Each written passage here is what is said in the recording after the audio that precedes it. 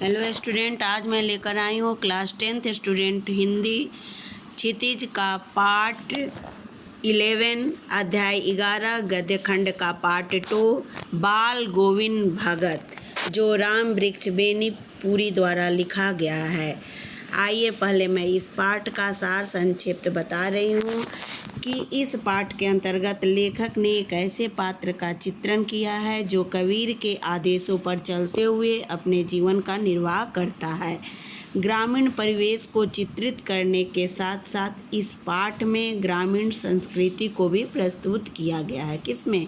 बाल गोविंद भगत में। बाल गोविंद भगत के बाह्य व्यक्तित्व से यह भी बताने का प्रयास लेखक किए हैं कि सन्यासी जीवन का आधार बाह्य व्यक्तित्व ही नहीं अपितु मानवीय सरोकार होता है, यानी मानवीय संबंधों से भी संबंध रखना, मानव लोगों से भी।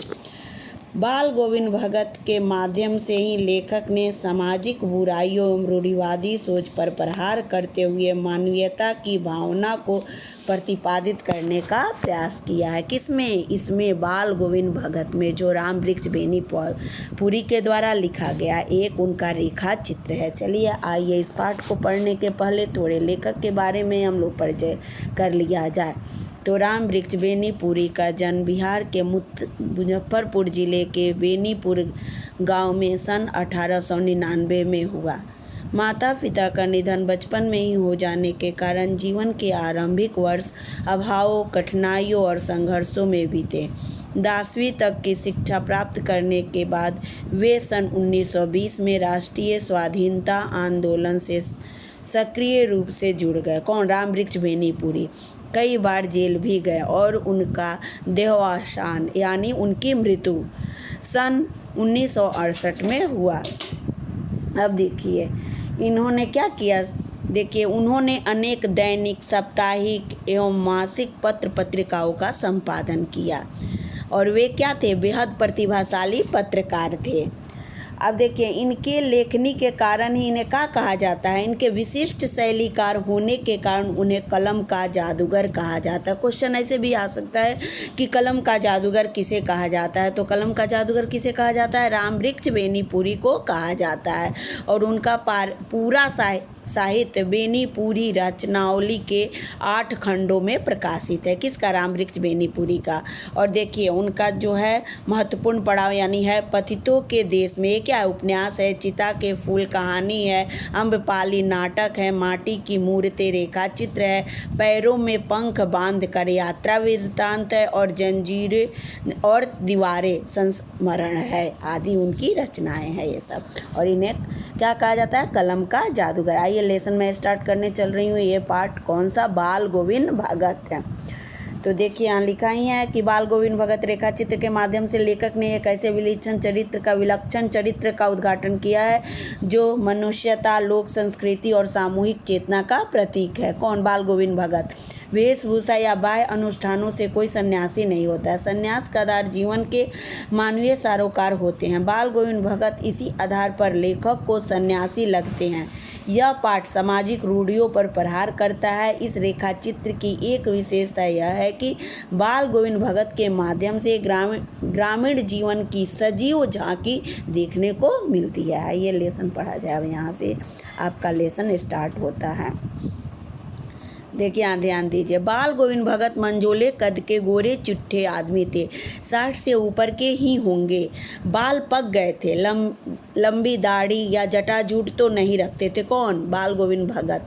न तो लंबे दाढ़ी थे और न ही जटा ओटा बांध के साधुओं के जैसे रखते थे, किंतु हमेशा उनका चेहरा सफ़ेद बालों से ही जगमग किए रहता। कपड़े बिल्कुल कम पहनते थे। कमर में एक लंगोटी मात्र और सिर पे कबीर पंथियों की सी कनपट्टी टोपी। ठीक है, एक लंगोटी और सिर पे क्या कनपट्टी टोपी पहनते थे कबीर जी जैसे। जब जाड़ा आता तो एक काली कमली ऊपर से ओढ़े रहते। मस्तक पर हमेशा चमकता हुआ रामनंदी चंदन, जो नाक के एक छोर से ही औरतों के टीके की तरह शुरू होता, जैसे टीका लगाती थी। गले में तुलसी की जड़ों की एक बेडौल माला बांधे रहते। ऊपर की तस्वीर से यह नहीं माना जाए कि बाल गोविंद भगत साधु थे, नहीं, बिल्कुल गिरहस्त। क्या? वो लगते थे, लेकिन वो गृहस्थ होते हुए भी क्या थे, साधु थे। उनकी गृहिणी की तो मुझे याद नहीं, उनके बेटे और पतोहू को तो मैंने देखा था। कौन? लेखक बोल रहे हैं रामवृक्ष बेनीपुरी। क्यों? उनकी पत्नी को इन्होंने देखा नहीं या याद नहीं है, लेकिन उनके बेटे और बहू को क्या देखे थे लेखक। थोड़ी खेती बाड़ी भी थी। किसके पास? बाल गोविंद भगत के पास।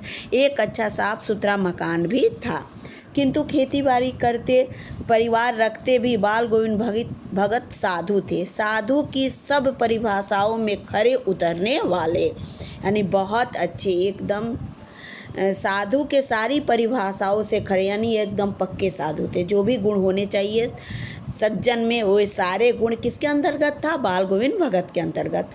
कबीर को साहब, कबीर जी को क्या कहते थे? निर्गुण के उपासक जो कबीर हैं, भक्ति काल के सिरमौर, उस कबीर की बात हो रही है, ठीक है। यहाँ कबीर को साहब मानते थे, उन्हीं के गीतों को गाते थे, उन्हीं के आदेशों पर चलते थे।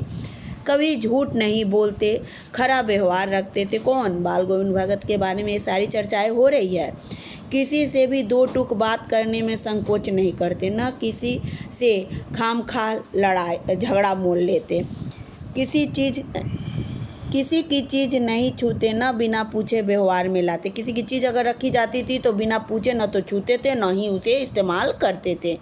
इस नियम को कभी कभी इतनी बारीकी तक ले जाते कि लोगों को कुतूहल होता। कभी वह दूसरे के खेत में शौच के लिए भी नहीं बैठते। वह गृहस्थ थे, लेकिन उनकी सब चीज़ें किसकी थी? साहब की थी। वो गृहस्थ होते हुए भी अपनी सारी चीज़ों का मालिक किसे मानते थे?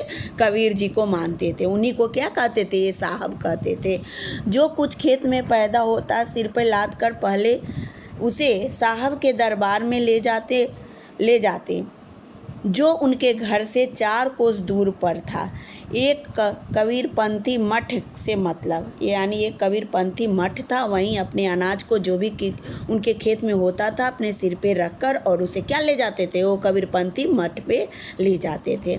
बाहर दरबार में भेंट स्वरूप रख देते थे। जाकर प्रसाद के रूप में जो उन्हें मिला उसे घर लाते थे और उसी से क्या करते थे? गुजर करते थे, रख देते थे दरबार में। भेंट के स्वरूप उन्हें जो मिलता था उसी को प्रसाद स्वरूप घर लाते थे और उसी में अपना काम चलाते थे। इन सब के ऊपर मैं तो मुग्ध था उनके मधुर गान पर, जो सर्वदा ही सुनने को मिलते। कबीर के सीधे साधे पद जो उनके कंठ से निकलकर सजीव हो उठते। आषाढ़ की रिमझिम है, समूचा गांव खेतों में उतर पड़ा। यानी सावन भादो आषाढ़ में लोग रोपनी के लिए क्या करते हैं? खेतों में जाते हैं, पानी हल्के हल्के लगे रहते हैं। उस समय की बातें हो रही है, कहीं हल चल रहे हैं, कहीं रोपनी हो रही है। धान के पानी भरे खेतों में बच्चे उछल रहे हैं। औरतें कलेवा लेकर मेड़ पर, यानी खाना जिसे कहते हैं, मेड़ पर बैठी है। आसमान बादल से घिरा, धूप का नाम नहीं, ठंडी पुरवाई चल रही है। ऐसे ही समय में अनेक कानों में एक स्वर तरंग झंकार सी कर उठी। यह क्या है? यह कौन है? यह पूछना न पड़ेगा। बाल गोविंद भगत समूचा शरीर कीचड़ में लिथड़े अपने खेत में रोपनी कर रहे हैं।